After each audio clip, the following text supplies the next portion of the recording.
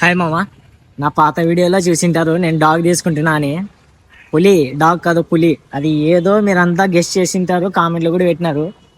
ఇప్పుడైతే నేను అది హైదరాబాద్ నుంచి అయితే తెప్పిస్తున్నా. ఎట్లొస్తుంది, ట్రాన్స్పోర్ట్ అటెండ్ చేస్తున్నా, అవన్నీ వీడియోలో మొత్తం చెప్తాను.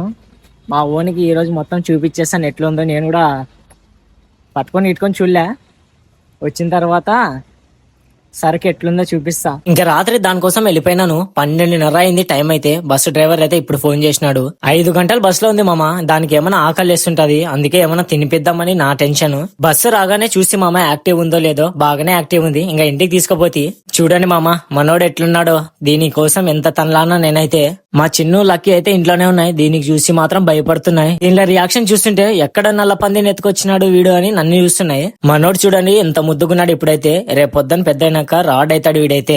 దీనిలోకైతే ఇప్పుడు కూడా డౌట్ ఉంది, ఇది ఏంది ఎంతకి పందా లేకపోతే కుక్కనా అర్థం కావడం లేదు. అందుకే వింతగా చూస్తున్నాయి ఇవైతే. దీనికి తీసుకున్నప్పుడు నాకైతే ఒకటి అర్థమైంది, మనుషుల కన్నా కుక్కలే ఎక్కువ డిమాండ్ మామ.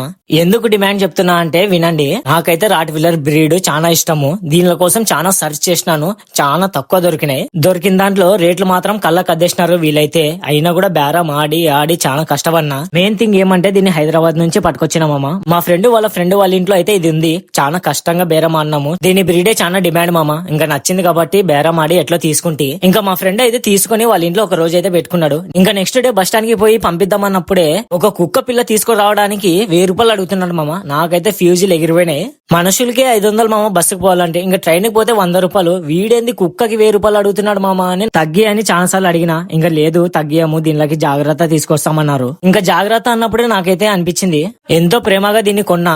ఇంకా జాగ్రత్త అంటేనే నాకైతే మనసు ఆల్లే. అందుకే సర్లే అనేసిన. ఏమైతే మామ ఫైనల్ గా మీ అందరు చెప్పినట్లే దీనికైతే ఇంటికి తీసుకురావడం ఒక ఎత్తు అయితే, దీన్ని మెయింటైన్ చేయడం ఒక ఎత్తు. కానీ జాగ్రత్తగా చూసుకోవాలి మామ. మీరు టెన్షన్ తీసుకోకండి, దీన్ని అప్డేట్ ఇస్తూనే ఉంటా. నెక్స్ట్ వీడియోలో కలుద్దాం.